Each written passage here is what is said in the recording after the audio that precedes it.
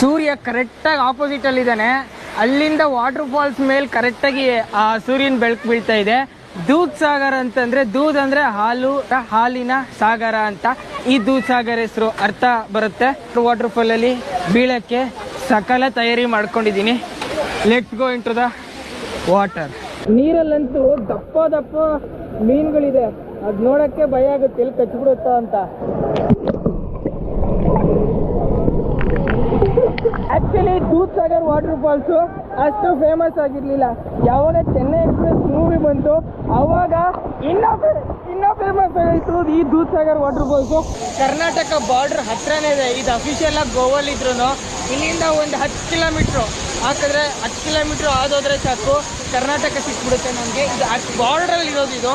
ಆ ಕಡೆ ಹೋದರೆ ಕರ್ನಾಟಕ, ಈ ಕಡೆ ಬಂದರೆ ಗೋವಾ.